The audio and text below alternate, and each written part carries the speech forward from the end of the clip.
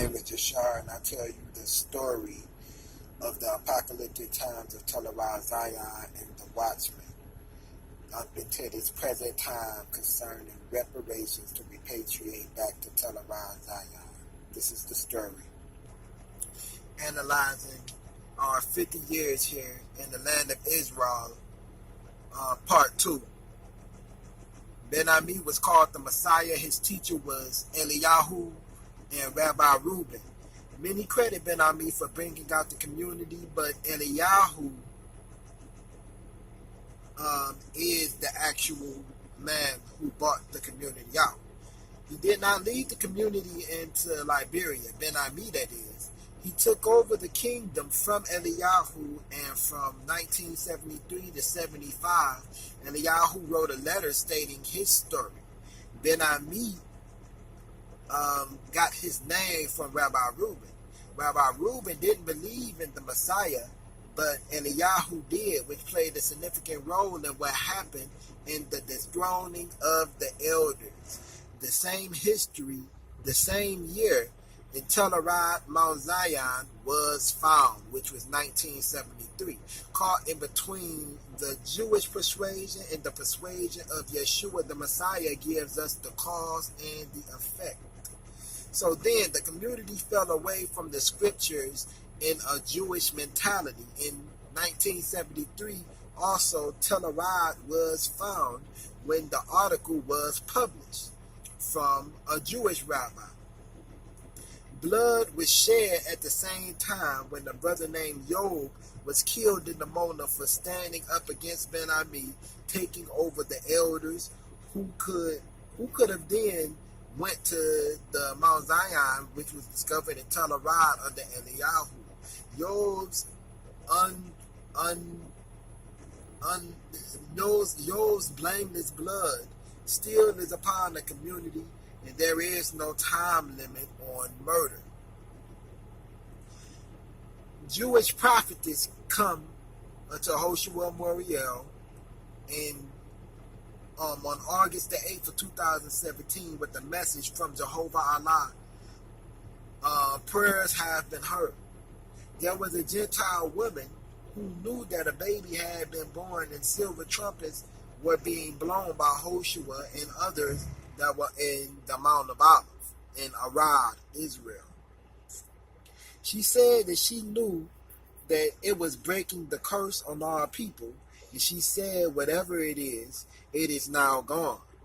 And along with the birth of the baby was confirmation while the baby was named Kippur, meaning atonement.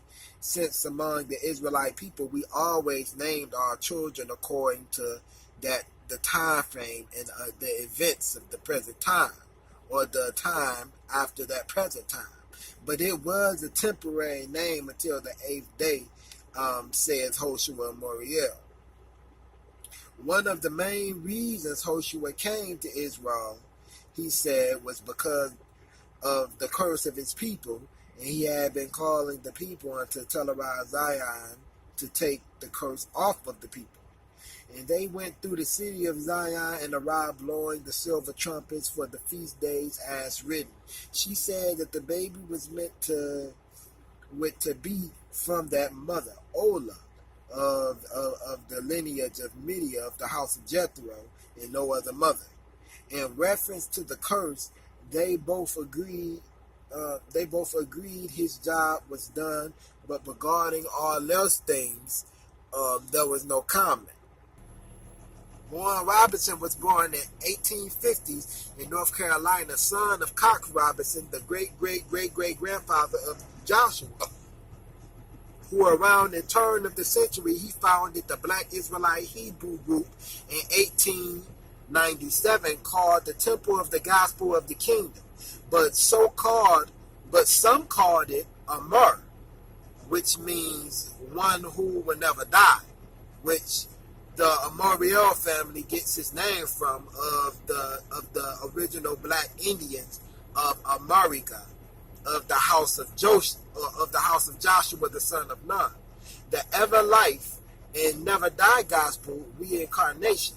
It was a society of black Jews that was teaching that the black Indian were Moors, in other words, that were black Asia, not Africans, and they focused on moving to Zion, which wasn't yet found. Whose son was in Africa or in Asia. The later Rabbi Arnold Josiah Ford and John Robinson wanted to accomplish, who was searching for the true Mount Zion in Africa. He taught the Torah from the ancient Obara, the ancient Hebrew, which was contrary to the modern Hebrew, Aramaic Hebrew today, and the doctrine of the ancient Hebrew of the Father Allah and the Mother Yahweh, and the Son Shem that we call Jesus in our times. Warren Robinson said we should be exalting the name of the Lord Jehovah and the secret name of God, which was all as an A-L, Allah, that is his name forever, according to Exodus chapter 3, 13 through 15, Jeremiah chapter 15, verse 16. Also, we are the people which are called by his name, according to 2 Chronicles chapter 7, verse 14, and we should be spelling his name Israel as in I-S-R-A-L, and not Israel as in I-S-R-A-E-L, showing the secret name of all, Allah, not El, as in E-L, in the city which is called by his name, Jeremiah chapter 25, verse 29, Beth-Al, as in A-L at the end, showing the secret name of all, or the Most High. Allah, not El as the world spell it, but an ancient Obara, not modern Aramaic Hebrew. Finally, the house which is called by its name, Jehovah Allah, the two that are one, Genesis chapter 2, verse 24, that we should be saying that we are the children of Israel, because at that time of the end, according to Isaiah chapter 42, verse 7, everyone that is called by the Most High's name, according to Isaiah 44 and 5, called himself by the name of Israel. And my people shall know my name. Isaiah chapter 52, verse 6. Finally, he said, everyone will walk in the name of his God, and we will walk in the name of Jehovah Allah.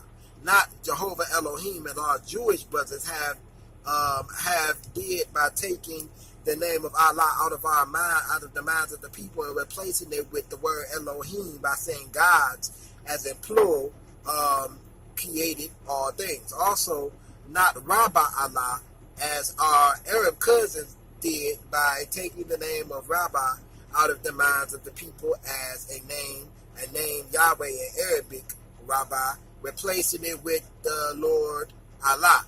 Now, at that time, at the time of the year of 8331, according to the ancient Iberian year, of the original black Indians, whom we were, as the African Americans, or the Israelites, Warren Robinson, who had changed his name to Amariel, America, which we previously spoke of, has stood up to redeem the families of the land of America, which is where the name had came from the Ephraimites of the time from Babylon to Timbuktu, that came over here in early America before the transatlantic slave trade. And because he had proof of the claim, the people of North Carolina and Norfolk, Virginia believed that he was the Messiah, and included the elements of Islam in its practice, writing prayers to Allah to Jehovah Allah, and observing the Ramadan in January only. So he and his followers in 1912 went through the land proclaiming liberty, saying, and you shall holler the 50th year, proclaim liberty throughout all of the land unto all the inhabitants thereof. It is a jubilee unto you, and you shall return every man into his possession, and you shall return every man into his family. Leviticus chapter 25 and verse 10. Now as he and his followers migrated, they planted congregations. While they moved, it became one of the largest groups of the Israelite Moors of that time, and one of the most dangerous of the U.S. government. Now, although Warren Robinson, who had an entire estate which was aggregated estimates valued at $8 million and the $17,000 luxury Pierce Arrow automobile and was accompanied everywhere by a bodyguard and a chauffeur. In 1920, Warren Robinson Moriel was convicted of burglary, and he spent the next 3 years in Trenton State Prison. And the men sent in to fill his void and was Jehovah Allah and Marcus Garvey, who were his students. Now, in the late 1920s, after Warren Robinson was taken out of the way, Jehovah Allah, his follower journalists, it's estimated the Moorish Science Temple had 35,000 members in the 17 temples in the cities across the Midwest and Upper South. Then, at that time, he had taken R away from the land of Canaan, and the Jews, the Iberian Jews' teachings. Now, no Jew Ali that is, and he started to teach that our people were Moabites and to only remain in America at that time, which is where the doctrine had came from. And Garvey, who was also a student of Warren Robinson, who said that he was a Zionist, and as all the black Jews were at that time, turned the people away from the redemption of the land of Israel, turning the people away from the redemption of the land of Israel until the redemption of the land of Africa.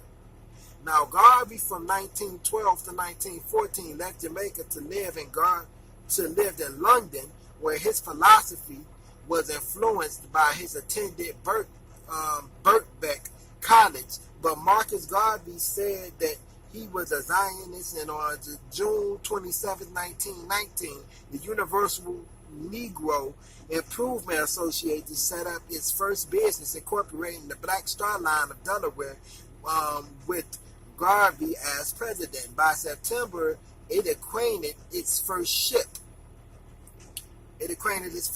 Much fanfare surrounded this inspection of the SS Yarroute and its re-christening of as the SS Frederick Douglass on September 14, 1919.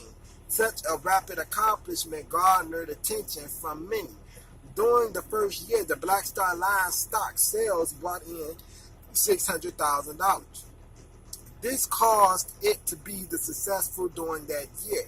It had numerous problems during the next 2 years. Mechanical breakdowns on its ships, what it said were incompetent workers, and poor recording keepings. The officers were eventually accused of mail fraud. By August 1920, the Union claimed 4 million members. The number has been questioned because of the organization's poor record keeping.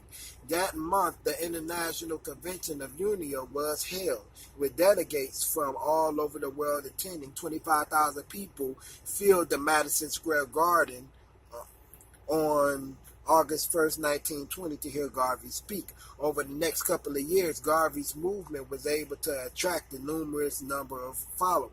Reasons for this included the Cultural Revolution of the Harlem Renaissance, the large number of the West Indians who migrated to New York.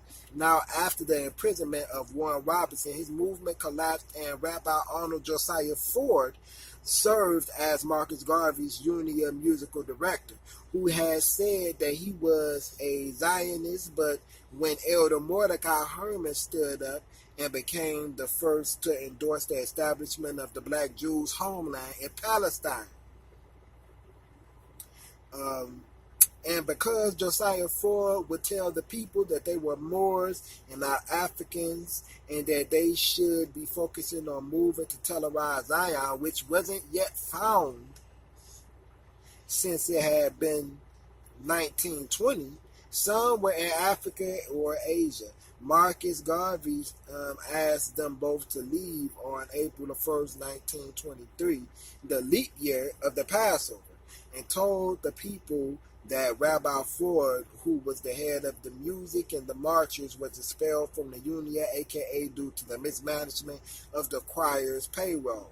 Rabbi Ford then organized black Jews in Harlem, and he founded Beth Beniah Abraham Congregation, and Rabbi Horman became the teacher of his teacher His Moorish brother in New York, were Elder Leon Richelieu, was the teacher from 1899 in Brooklyn, New York. Now, at that time, when Garvey was charged of mail fraud, his trial began in New York on May 18, 1923, with Judge Julian Mack presiding. The trial ended on June 21st, 1923, 2 weeks after the Feast of Weeks. This is keeping a record of the times and the present times of the apocalyptic time of Zion, the Tel Arad Zion, and the Watchmen.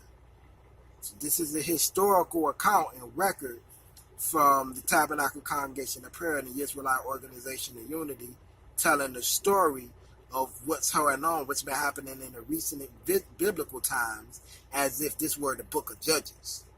With Garvey being sentenced to 5 years in prison for mail fraud, upon his release in November 1927, Garvey was deported via New Orleans to Jamaica, where a large crowd met him at the Orioles Wharf in Kingston. Though the popularity of the Union diminished greatly following Garvey's expulsion, he nevertheless did not remain there, but he moved to London, not to Africa. Now, by the time Jehovah Allah, who had repented in 1929 from turning from his leaders' teachings, from returning to Zion in the land of Canaan, but the Moabites among his followers killed him. And Garvey's time was up, and they both had moved our community away from the redemption and claiming of our lost estate as a nation, being the lost Israelites as a whole. And we were firmly called Negro or Africans and not Israelites and Moors. Now, because of this, you are today called African Americans. And you have an African American president, Barack Obama, that we have to ask for reparations, or we had to ask for reparations. The Moorish Zionist black Jews of Harlem in 1929, under the guidance of Rabbi Mordecai Herman, with the Jewish star, which was the 6-pointed star, and the striped flags of America and the Moors. The Nation of Islam was stated by Wallace Dodford as called Wallace Ford Muhammad. Wallace Dodford, also called Wallace Ford Muhammad, was the teacher of Elijah Muhammad, not Noble Jew Ali or Marcus Garvey. The most famous of the black Jewish rabbi is Arnold Josiah Ford, who was born in 1877 at the Bridgetown, Barbados, the son of Edward Ford and preacher in the Temple of the Gospel of the Kingdom, which was of Warren Robinson, who was the older brother of Frances Ford, that became the wife of Sam Robinson, the brother of Warren Robinson. In 1899, Rabbi Arnold Josiah Ford joined the British Navy, but as a United States resident. After who was active participant in the Fathers Church of the People of North Carolina and Norfolk, Virginia, were Rabbi Leon Richelieu, Rabbi Arnold Josiah Ford, and Rabbi Mordecai Herman were all the followers of Warren Robinson, which were of the original black Indians of ancient America, of the house of Joseph, which we have now today of the present Hoshua Amoriel upon the Mount Zion, which has now been revealed in Tel Arad Zion.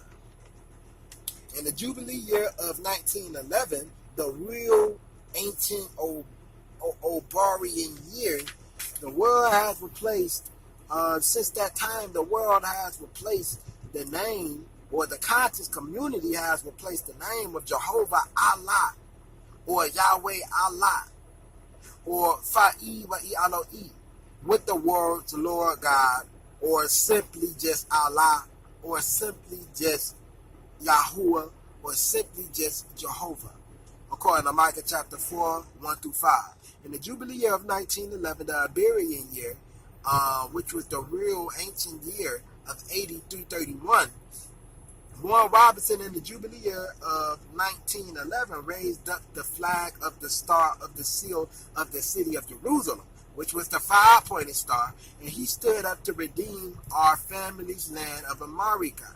And because he had proof of his claim, the people of North Carolina believed that he was the Messiah, of course, which we know he wasn't.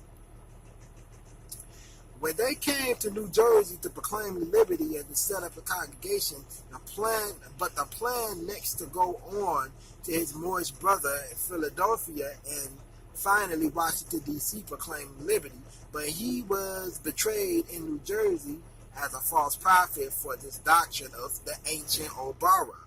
Coming out of the ancient borough, since he taught out of the ancient old borough of the black Indians, that the black Indians had came over here and were teaching, which we find in ancient America, or which we find over here of the Amoriel family, which we find over here from those of the Ephraimites, which came from the time in Africa from Babylon to Timbuktu, where we go into the history of Mansa Musa, who was the Ephraimite during that time of the Moors.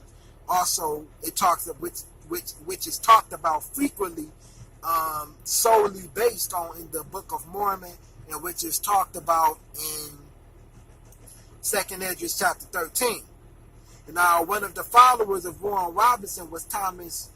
One of the followers were Noble Drew Ali of Warren Robinson. After the death of Noble Drew Ali, brought out a number of candidates to succeed him. Brother Edward Melly L stated that he had been declared Noble Drew Ali's successor by Drew Ali himself. In August, within a month of Drew Ali's death, John Givens L, Drew's chauffeur, declared that he was Drew Ali reincarnated. He is said to have fainted while working on Drew's automobile, and the sign of the star crescent appeared in his eyes. At September Unity Conference, Givens again made his claim of reincarnation. However, the governors of the Moorish Science Temple of America declared the Moabite Charles Kirkman Bey to be the successor of Noble Drew Ali and named him Grand Advisor. With the support of the several temples each, Melly L and Givens L both went on to lead separate factions of the Moorish Science Temple. All three factions, Kirkman Bey, Melly L, and Givens L, are active still to this present day. On September 25, 1929, Kirkman Bey's wife reported to the Chicago police his appointed kidnapping by the Aura Johnson.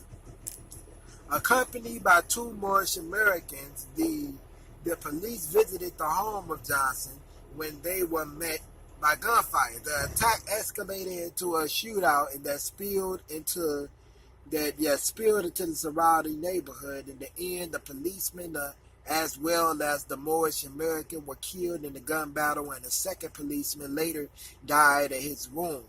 The police took 60 people into police custody. And a reported 1,000 police officers patrolled the Chicago South Side that evening. John Bey and two others were later convicted of murder. Kirkman Bey went on to serve as Grand Advisor of one of the most important factions until 1959, when the Rias were given to F. Nelson Bey. During the same time, when the One West of ISUPK had formed their One West doctrine around that time. So the community was further split when Wallace Ford Muhammad, known within the temple as David Ford L, also claimed to be the reincarnation of Drew Ali. When his leadership was rejected, Ford L broke away from the Moorish Science Temple. He moved to Detroit, where he formed his own group and organization that would become the Nation of Islam, although the Nation of Islam denies our historical connection with the Moorish Science Temple. In the 1930s, despite the turmoil and defections, the movement continued to grow in the 1930s. It is estimated that the membership in the 1930s reached 30,000. There were major congregations in Philadelphia, Detroit, and Chicago. One-third of the members, or 10,000, lived in Chicago, the center of the movement. There were congregations in numerous other cities where African Americans had migrated into early 20th century. The group published several magazines. One was the Morris Guide National. Rabbi Ford formed the immediate partnership partnerships with some of these leaders. He and Valentine started a short-lived congregation called Beth Naya Israel. Ford then worked with Malachi Herman and the Morris Zionist Temple until they had the altercation over the theological and financial issues. Finally, he established the Beth Naya Abraham in 1924.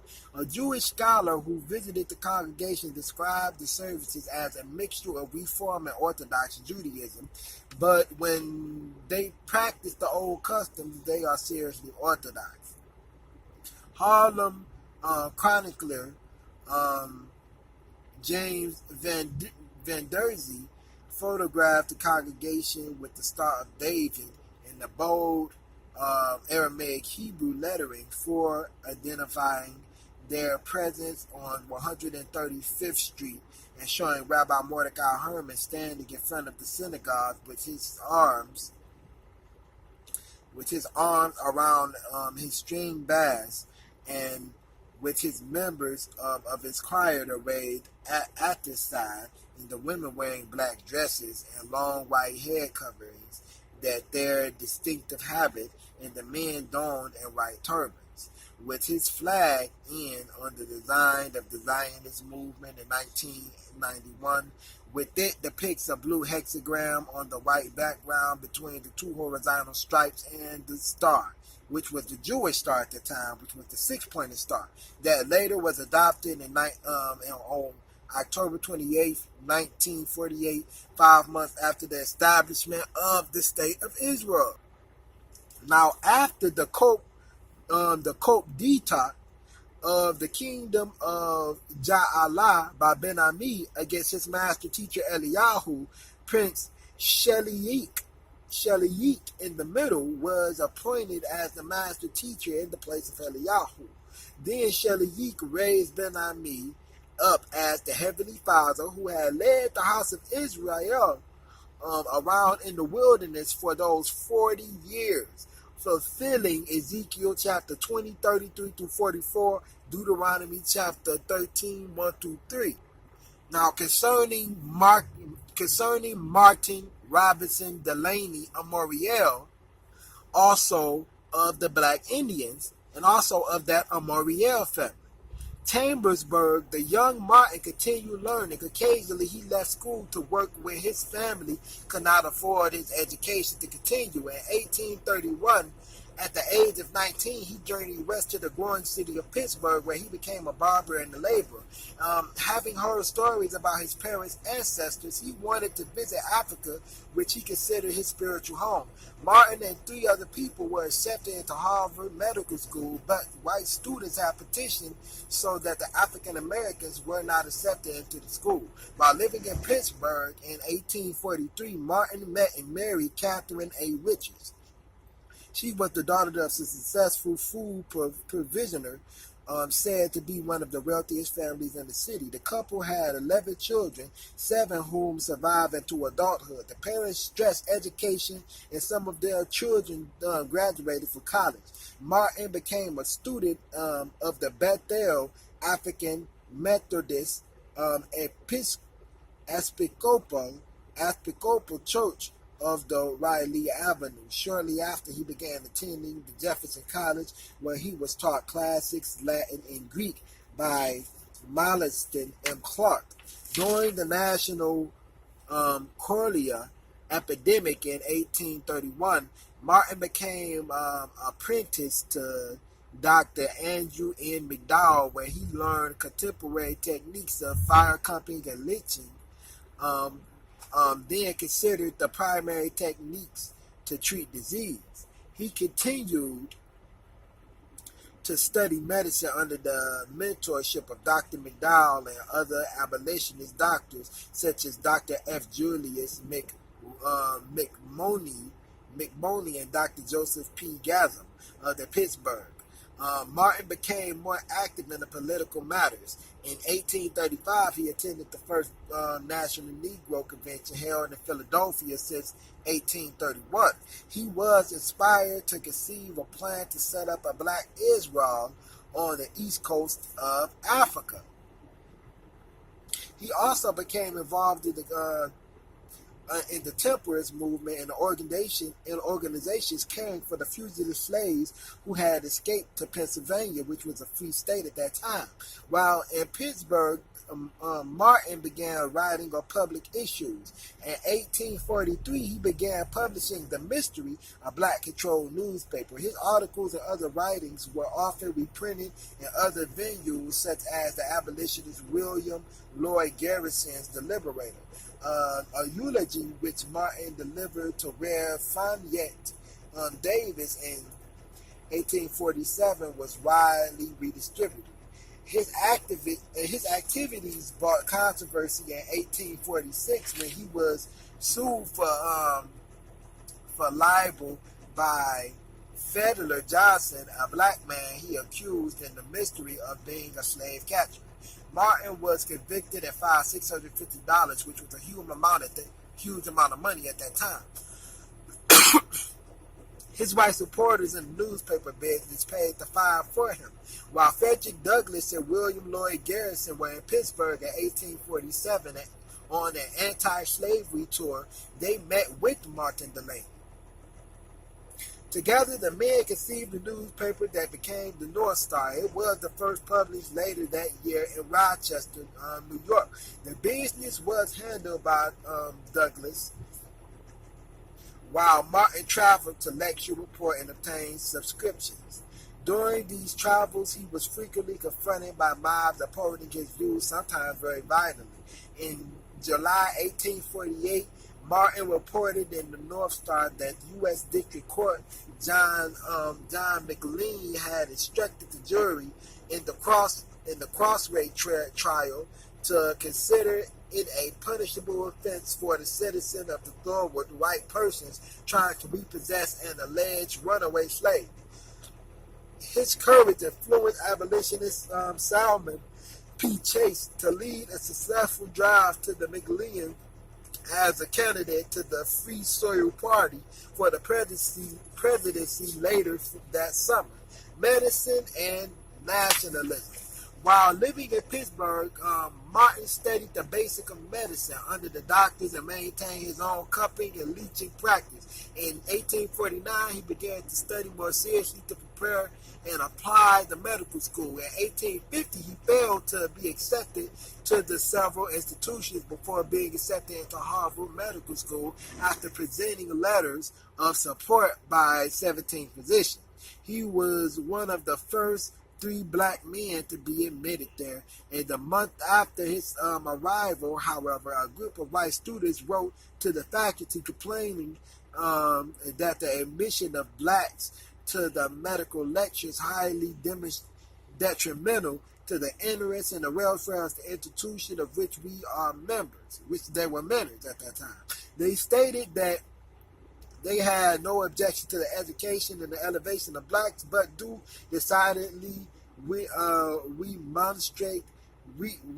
remonstrate against their presence in the college with them at that time. Within 3 weeks, Martin and his fellow 2 black students, Daniel Lying Jr. and Isaac N. Snowden, were dismissed despite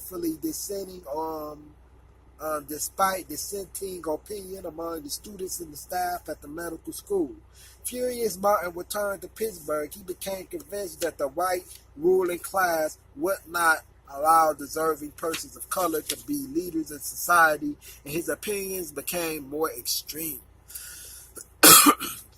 His book, The Condition, Elevation, Immigration and the destiny of the colored people of the United States, politically considered in 1852, argued that the blacks had no future in the United States. He suggested that they leave and found a new nation elsewhere, perhaps in the West Indies or South America. More moderate abolitionists were alienated by his position, and they resented his criticism of those who failed to hire colored men in their own businesses. Martin also criticized racial segregation among the Freemasons and their fraternal organization. Martin moved to Chatham, Ontario, Canada in 1856 and lived there until 1859. In response to Harriet Beecher Stowe's Uncle Tom's Cabin in 1859 and 1862, Martin published parts of Blake, or the Huts of America in serialized form. His novel portrayed his insurrectionist travels through slave communities. He believed that Stowe had portrayed slaves as too passive, although he had praised her, highlighting the cruelty of the southern slave owners. Modern scholars have praised Martin's novel as an accurate interpretation of black culture. The first half of part 1 was serialized in the Anglo-African magazine January to July 1859. The rest of the part 1 was included in the serial form in the weekly Anglo-African magazines from 1861 to 1862. This was the first novel by the black man to be published in the United States. Martin worked for a brief period as the principal of a colored school before going into practice as a physician. During another cholera outbreak in 1854, most doctors abandoned the city, as did many residents who could leave, as no one knew how the disease was caused nor how to control the epidemic. With a small group of nurses, Martin remained and cared for the victims. Martin Robinson Delaney lived from 1812 to 1885. Which is he's rarely acknowledged in the historiographical of African American education. Anderson, he is not counted among African American educators, perhaps because he neither featured prominently in the establishment of schools nor philosophized at length on black education. In August 1854, Martin led the National Immigration Convention in Cleveland, Ohio. Martin advanced his immigrationist argument in his manifestation, Political Destiny of the Colored Race on the American Continent. The convention approved a resolution stating as men's equals were demand every political right, privilege, and a position to which the whites are eligible in the states, and we will either attain to these or accept nothing. There were a significant number of women attendees who also devoted their resolution considering the foundation of the black nationalism. In May of 1859, Martin sailed from New York to Liberia to investigate the possibility of a new black nation in the region, and after which, going back to the time of Ben Ami and the coming out of America, they came out of America and went into Liberia, which was really led by Eliyahu. He traveled in the area for 9 months and signed an agreement with the 8 chiefs in Burikota region that would permit the settlers to live on unused land in the return to applying their skills for community's good. Martin Delaney, that is.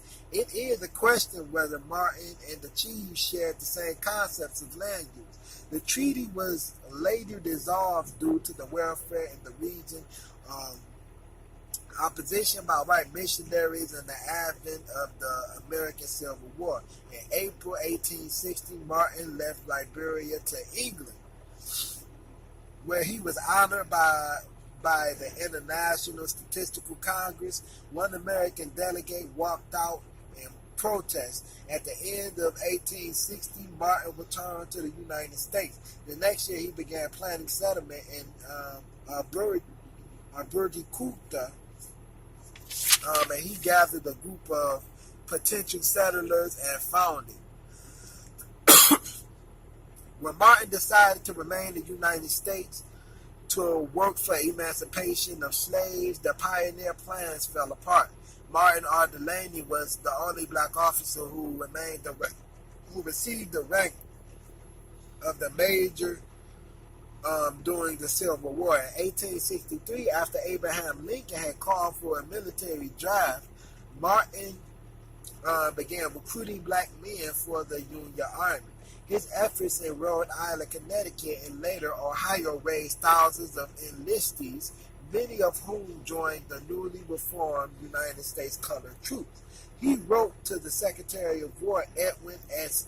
Stanton, requesting that he make efforts to command all of the effective black men as agents of the United States, but the request was ignored.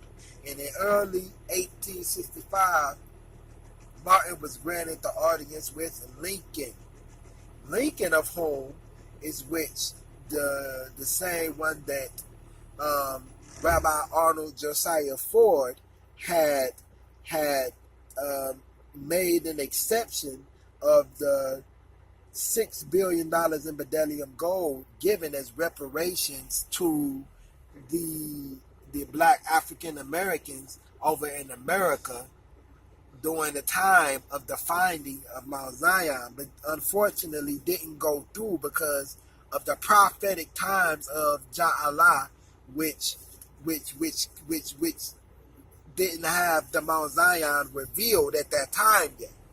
The point was of the reparations was to return the people back to Zion, which is what all of these people I'm reading about was trying to do as a nation, rather it was of the Moorish point of view, rather it was the Islamic point of view, whichever point of view it was, as the Israelite point of view, we was always as a people, and it always came of a specific tribe of the people, and that was the Ephraimites, and the black Indians that we're talking about right now. He proposed a corps of black men led by the black officers who could serve to win the Southern blacks, Martin Delaney that is. Although a similar appeal by Frederick Douglass had already been rejected, Lincoln was impressed by Martin and described him as a most extraordinary and intelligent man. Martin was commissioned as a major a few weeks later, becoming the first black line field officer in the U.S. Army and achieving the highest rank of African American will reach during the Civil War. After the war, he remained with the Army and served under General Rufus Saxton in the 52nd U.S. Colored Troops. He was later transferred to the Freedmen's Bureau, serving on the Hilton Head. He shot white officers with his strong call for the right of free blacks to own their own land.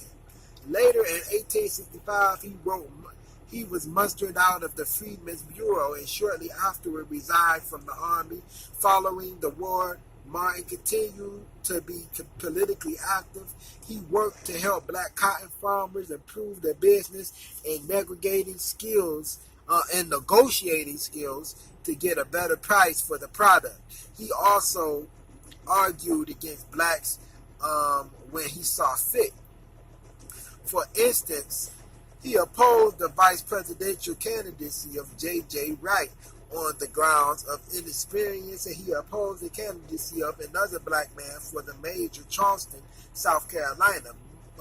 Martin unsuccessfully sought various positions, such as the appointment of Consul General in Liberia and nomination for Lieutenant General of South Carolina. In 1874, Martin ran and lost an election for Lieutenant Governor of South Carolina to Richard Howell Gleaves. He was appointed as a trial justice in Charleston.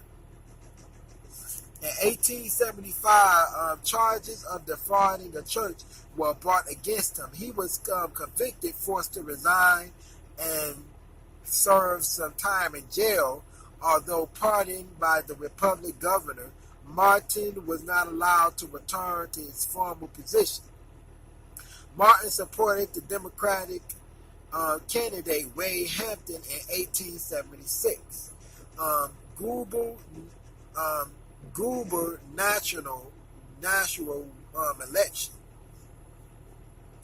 Partly as a result of black swing votes encouraged by Martin, Hampton was elected.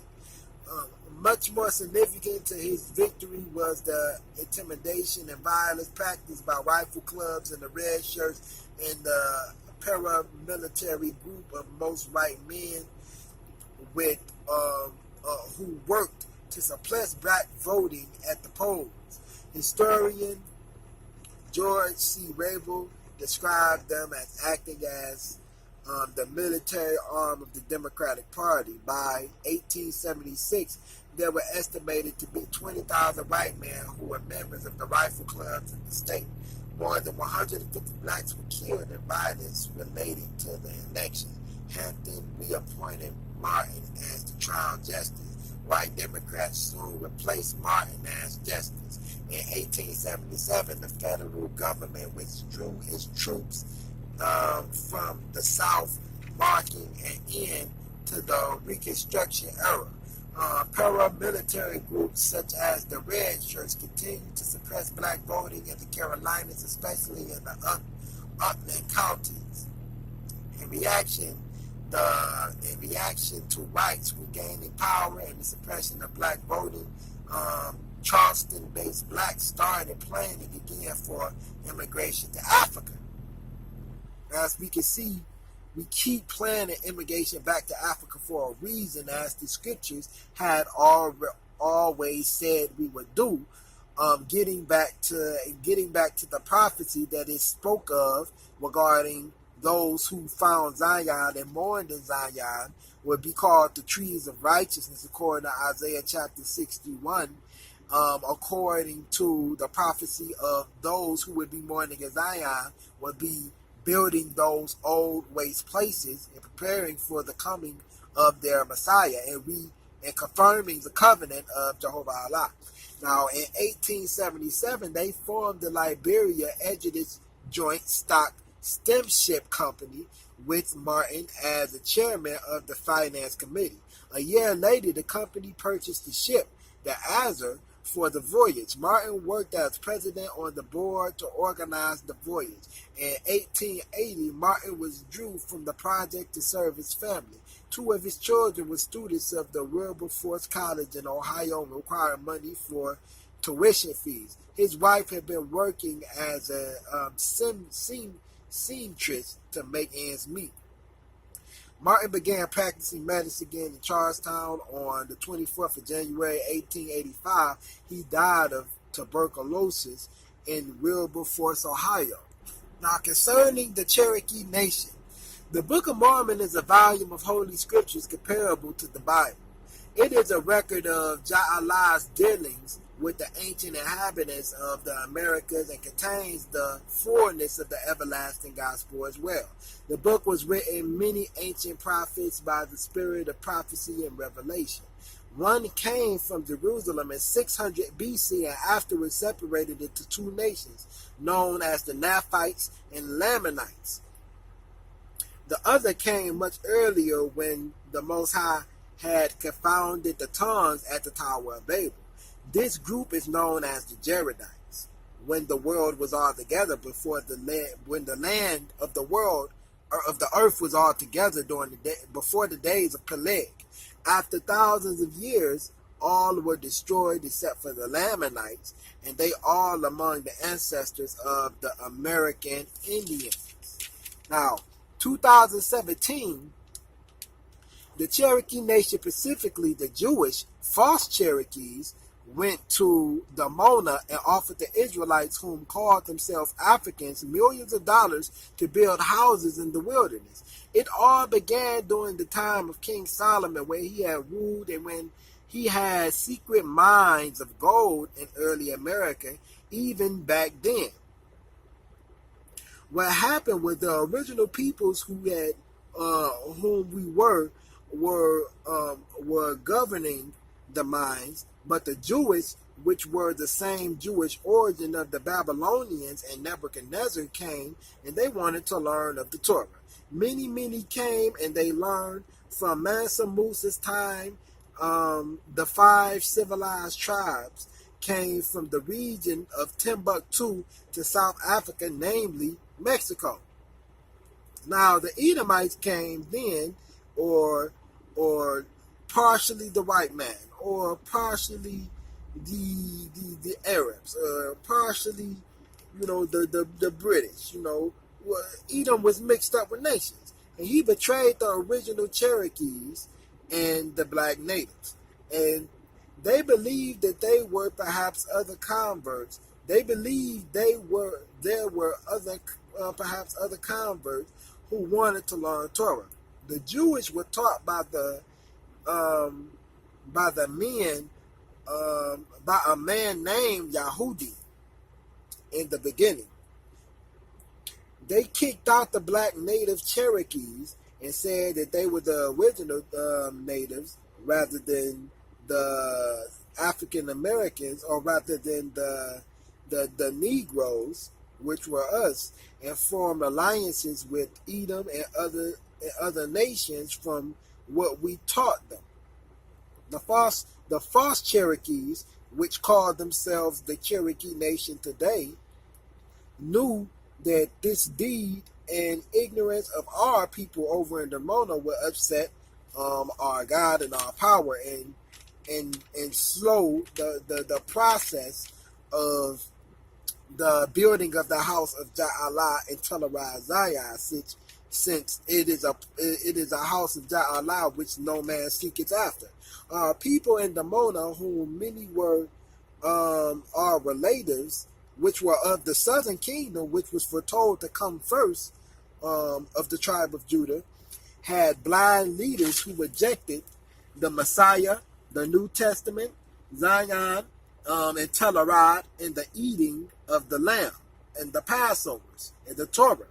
Fa'il will burn their homes built, which that money given, and also bring destruction on those who sent it not knowing that no house should be built first before the house unto all nations, before the city of David, before the house of Zion and Tel Arad. Now, the Amoriel family in the Sabbath year of 1869, with Hoshua's great grandfather Samuel Robinson of his father's house,